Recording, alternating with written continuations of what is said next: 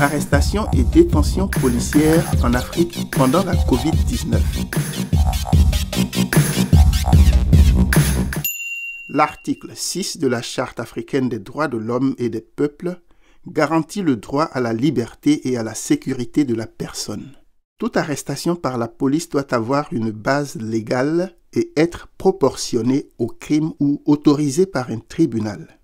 Les lignes directrices de Luanda protègent la dignité et le respect des détenus. Pour arrêter un suspect en toute sécurité, il faut travailler en équipe et s'accorder sur le rôle de chacun. Il faut toujours garder à l'esprit que tout agent qui ordonne ou effectue une arrestation est responsable de la santé et de la sécurité de la personne arrêtée. Si possible, choisir un moment indiqué et un endroit approprié pour procéder à l'arrestation. Il faut essayer de faire en sorte que le suspect ne se sente pas humilié ou que la situation ne dégénère. Les outils et les prises utilisées pour interpeller un suspect ne doivent ni être cruels ni causer des blessures. Les clés d'étranglement mettent en danger la santé du suspect et ne doivent donc pas être utilisées sur ce dernier. L'utilisation d'autres types de prises ou outils courants est tout aussi efficace et implique moins de risques de blessures et d'infections.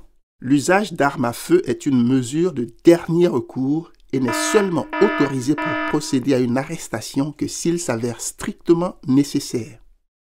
Pour tout type de fouille, y compris les fouilles par palpation et les fouilles à corps, toute fouille officielle ne doit être pratiquée que par un agent de même sexe que le suspect. Toujours prendre le soin de fouiller et menotter une personne avant de la transporter. Il faut s'assurer que les menottes ne soient pas trop serrées pour permettre la circulation du sang. Vouloir les ajuster pendant le transport peut être utilisé comme une occasion pour s'évader. L'accusé doit être informé sans délai du motif de son arrestation. Les lignes directrices de Luanda garantissent à tout suspect le droit de contacter un avocat de son choix. S'il n'a pas les moyens de s'en payer un, une assistance juridique doit lui être fournie par l'État. Lors de son arrestation, les effets personnels du suspect doivent être répertoriés. Les objets de valeur et l'argent doivent être comptés par plus d'un agent. Les objets et le dossier sont transmis au moment où le suspect est placé en détention. Les détenus doivent être traités avec humanité et recevoir de l'eau, de la nourriture et disposer d'installations sanitaires. Les torturer ou les humilier est illégal.